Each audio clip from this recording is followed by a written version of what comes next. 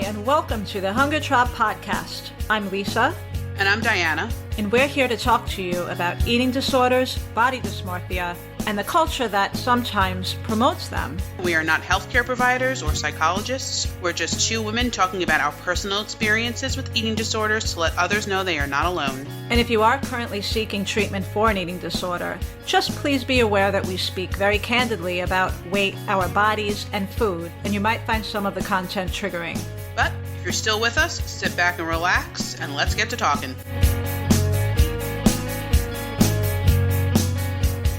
So obviously on this podcast, we talk a lot about our eating disorders, but it's hard to talk just about the ED without bringing in our feelings about food and guilt and how our culture thinks about food. So Diana and I thought it would be really interesting to kind of broaden the conversation a little bit more and bring in an expert who can talk to us about different cultures and how they approach food and guilt. And we're so excited to have our special guest, Dr. Erick Castellanos, with us, who is an associate professor of international studies and anthropology at Ramapo College. He received his PhD in anthropology from Brown University. He also has a master's and a Bachelor of Arts in International Relations from the School of Advanced International Studies at the Johns Hopkins University and Pomona College, respectively. His teaching and research interests revolve around food and culture, in particular, the intersection between food, migration, and identity. Welcome, Erick. Hi, Erick. Hi, thank you. Could you tell us a little bit about the courses that you teach at Ramapo? Probably the most relevant course I teach is a course called Food and Culture. I also teach introductory courses to international studies, to anthropology. I teach a course on urban anthropology, and then I teach some area studies courses, contemporary Latin America, Italian culture and society, and a course on Latino youth in the U.S. So obviously we're probably going to focus more on the food and culture class. Could you tell us a little bit about the curriculum for that course? So that course examines what is the relationship between food and a lot of the social categories that we organize our lives around, and how we go about both getting our food, preparing our food, choosing our food, and who gets to eat the food. And I know one of the things you open up with in that course is a slideshow that depicts what the average family consumes around the world. Can you tell us a little bit about that slideshow and what it shows? Yeah, the slideshow is taken from a book called What the World Eats. And that book itself was premised on a previous book, which was called Material Culture. Both books sort of travel around the world with What the World Eats. They asked the family to sort of keep a diary of everything they ate in a given week and how much it cost them as well. But the important thing, too, to note, and I try to emphasize this, is that these are just snapshots of one family from this country, and that each country has a lot of internal diversity as well. So it's not representative of that country, but it also illustrates a lot of socioeconomic variation as well. One of the families is a refugee family from Darfur living in Chad, and they have very, very little to eat. And I think the US and Germany are sort of the most abundant. Is there anything surprising, anything you notice that your students are super surprised about when they see your slides? The amounts of food in contrast with the size of the family. Obviously, some places that are less developed have larger families and a lot less food, and the cost of the food as well. If you look at the Germany slide, there is a family of 4, and there's just huge abundance of food, and they actually spend the most money. And then if you look at Ecuador, there's a large family and not a lot of food, and most of it is grains or plantains and no meat products as well. Other things they're surprised about, in that Germany picture, there's copious amounts of beer. And, I tell them that in Germany, beer is not really considered sort of an alcoholic beverage the way it is here. It's just something you drink. Some Germans even drink beer for breakfast. But the other is sort of the prevalence of American packaged products and brands around the world. Things like Coca-Cola, Kellogg's, Nabisco brands pop up in places that they didn't expect them to see. It seems like here we have very much this mindset where there are clean foods, there are junk foods, and what you choose to eat isn't just something you eat. It tells it tells you about yourself. It tells the world about you. It actually has moral implications about you at times. The word guilt is thrown around quite often when it comes to food here. So wondering if you could talk about some of the cultures that are like ours and what we have in common.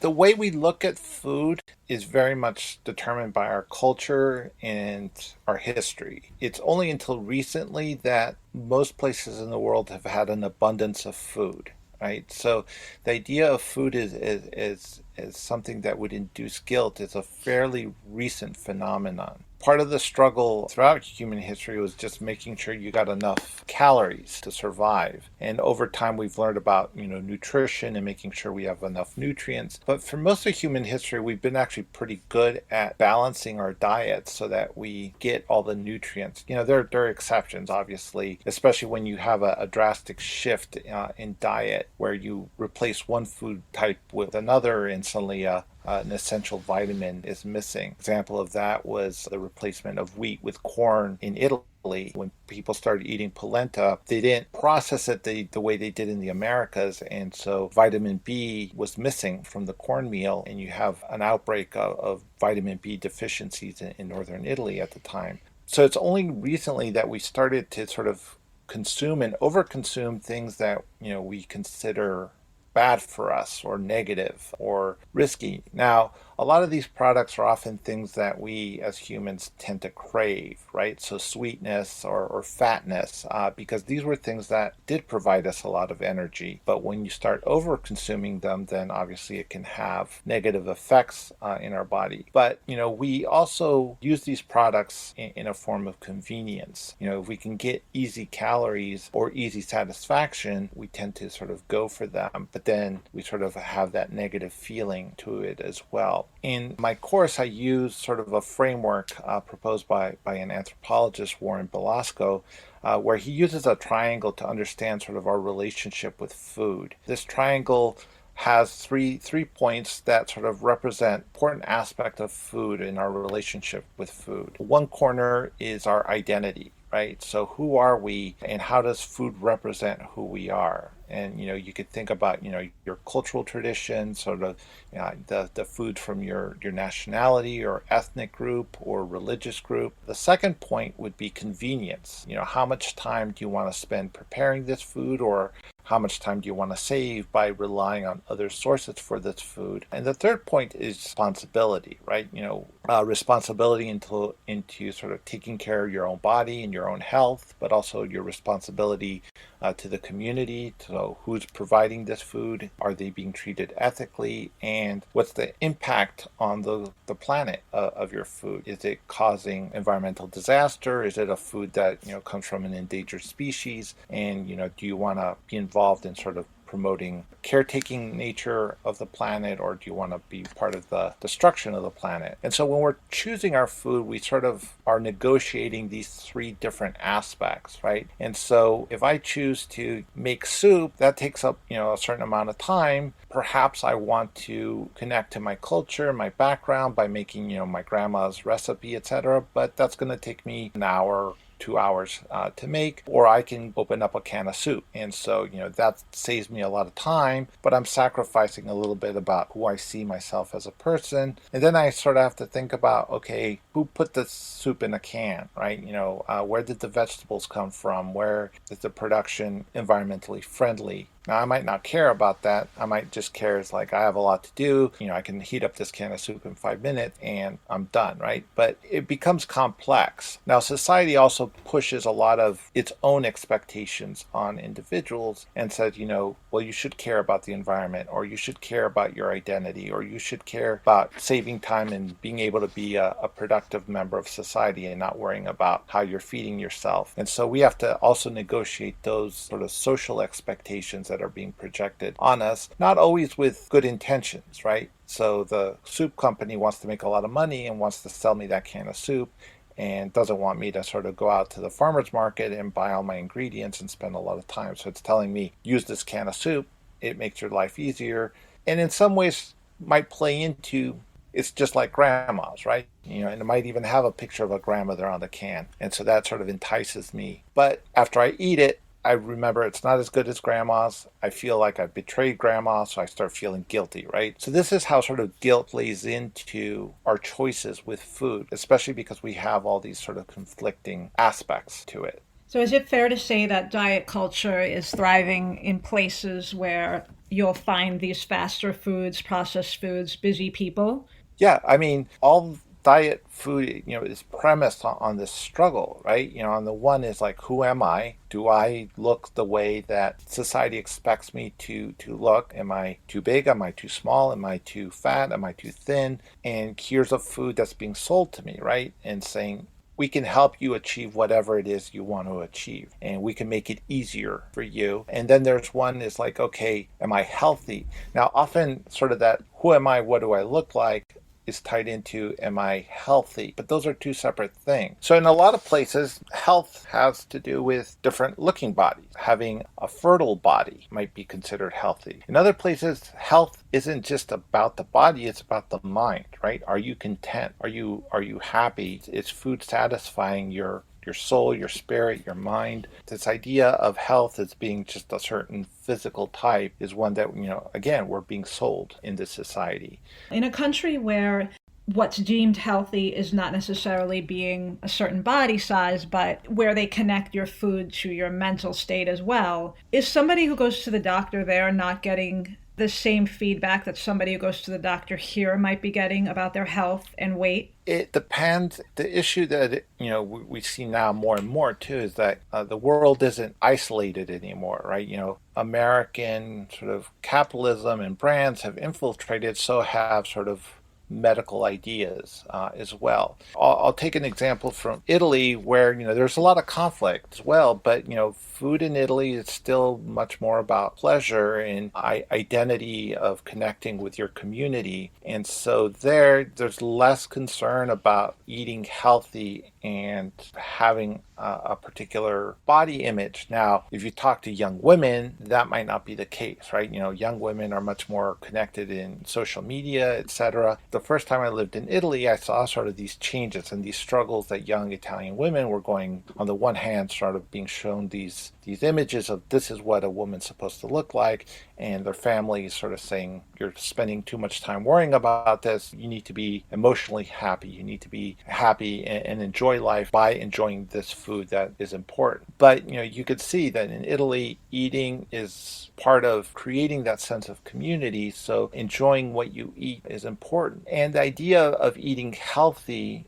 is different, right? Here, our relationship with food is very much about health. So if you look at parents with their children in this country, they tell their children, eat your vegetables. And the kid always, well, why do I have to? Because it's good for you. It's about sort of the health implications. Where in Italy, up until recently, children actually are allowed to choose what they want to eat. Food isn't sort of imposed on them in terms of this is what you have to eat, but it's like, what do you like to eat? One of the struggles in Italy is that the mother role, the mama, she needs to make food that all her children enjoy. And in some cases, that might mean making multiple meals, right? So, Luigi likes one thing and Sophia likes another thing, so she makes two things. And so the mother role and the domestic role for a mother is a lot more work because she's making two separate things. Wow. And one thing I always remember is going to my grandmother's house in her little village and never having food in the refrigerator because she would buy what she needed for that day.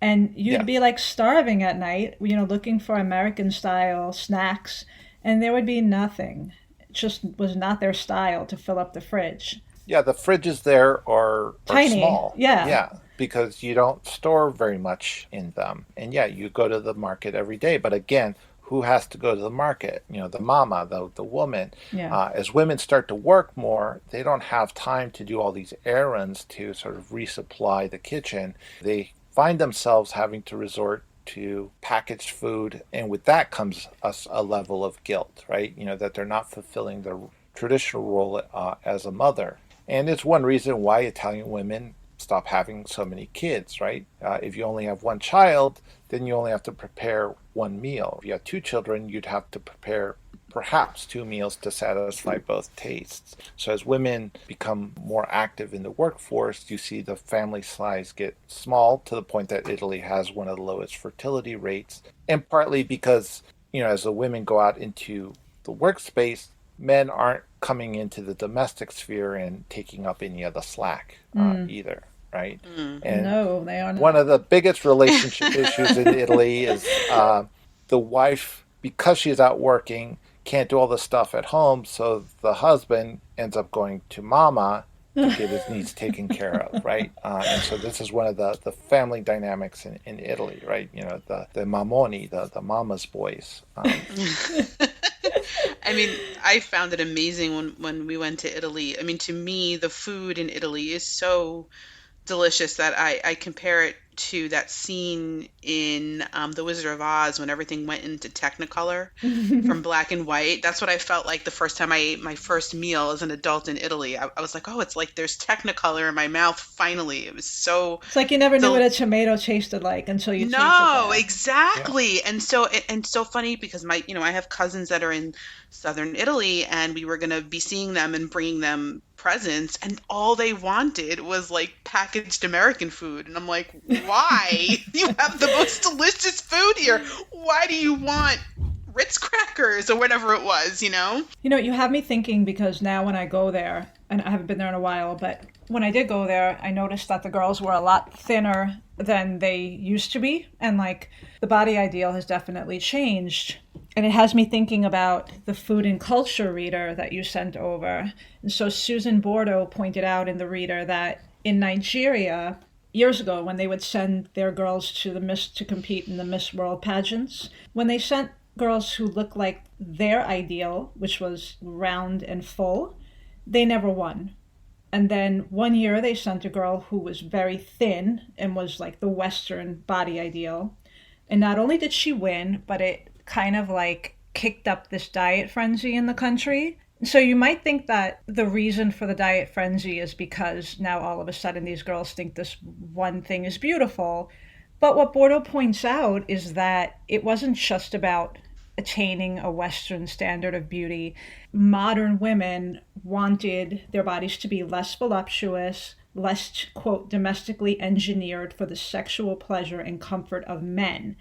So we're wondering if you could take us a little bit back in time in America to talk about at what points in our culture did the thinner body, become the body ideal? Like what was going on? Why did it change? Like most places in the world, women social role was to be mothers, have children, feed children, and so the ideal body type was one that was, fertile, healthy, and full of energy. But they also worked. They either worked from the home, doing, sewing, tailoring, things like that, flower arrangements, that type of thing, or if they lived in rural communities, obviously, working the fields, tending the animals. So generally, women's bodies were strong. They were full. Again, it varied in terms of, resources. If you were a poorer family, you might have trouble keeping up a full voluptuous body, but the ideals were ones that sort of conveyed this notion of prosperity. But as the US became more prosperous, women didn't have to work as much. At the same time, you also have children. Having lots of children was good because all children also worked, right? Children were employed again either domestically, they helped mothers with whatever projects they were doing, or in some cases they'd go work in factories. But once they started going to school, right, and school becomes compulsory, they stop being income generators and they start costing money. So the idea of having lots of children becomes less desirable. Men start to earn more money and the need for women to work starts to diminish. And so you see this switch into, being mothers and workers to being mothers of fewer children, but also a domestic, right? Taking care of the domestic bankroll and basically taking care of the husband when he gets home from work. And this full transformation really starts to occur after the Depression, after the war, with sort of the growth of suburbia, where women also become more isolated, right? They stay at home and they become sort of part of a man's status. You wanted your wife not to look like she was there to have lots of children or she was there to work, right? And so that's where, thinner, less fit in the sense of, not showing sort of that you've engaged in physical labor becomes the beauty standard. The Marilyn Monroe. Yeah, and by today's standards, even she's fuller figured than what the ideal is, right? Excuse me while I laugh myself to death over here about that. And so that started sort of this new trajectory, and then in the 1960s, with the women's liberation movement that breaks out. And then in the 70s, where you start to have all these debates as to what is the role of women in society, it becomes all very sort of muddled. But that beauty standard sort of carried on to the extreme, right? To where women become what most people would consider unhealthy, so thin that it's unhealthy. Women and society in general have been trying to figure this out. What am I supposed to look like? What is my identity? Where what does society accept, or to what extent do I want to reject what society is telling me? And in some cases, it's done in a healthy way. And sort of relating back to sort of the topic of this podcast, when does it become sort of unhealthy? When you start to say, I don't care what society tells me, or I'm going to control my own body in a way that doesn't relate to society. And so you see body modification being one way, but also this more problematic relationship with food being another way. I mean, it's almost like the anti-diet movement that we're seeing now in the United States. It's the opposite of what the Nigerian women were doing. They were being encouraged to be fuller bottomed, but then they would fatten them up before their wedding. They would take them somewhere and literally feed them. And in the United States, it's like, what diet are you going to do before your wedding so that you could fit in the smallest wedding dress possible? So it's funny to me that their rebellion was, no, actually, we would prefer to be slimmer. And now you're seeing in the United States this anti-diet movement where people are like, I don't necessarily want to be a size 00, and I'm not going to force myself to be that. So it's just very interesting that women having some agency over their own bodies plays out in different ways in kind of like in a response to how culture is telling you that you're supposed to be. This has been such an incredible conversation, Erick. Thank you so much for joining us. Thank you for having me. No, we're so happy to have you here. And as for us, if you're interested in following The Hunger Trap on Instagram, our handle is hunger_trap_podcast. On Facebook, you could find us at The Hunger Trap Podcast, or if you want to drop us an email, and we would love to hear from you. We'd love some ideas of what you'd want to hear about on the show, positive, negative feedback, whatever you want to send our way. TheHungerTrapPodcast@gmail.com. Thank you, guys. Bye. Good luck with your journeys.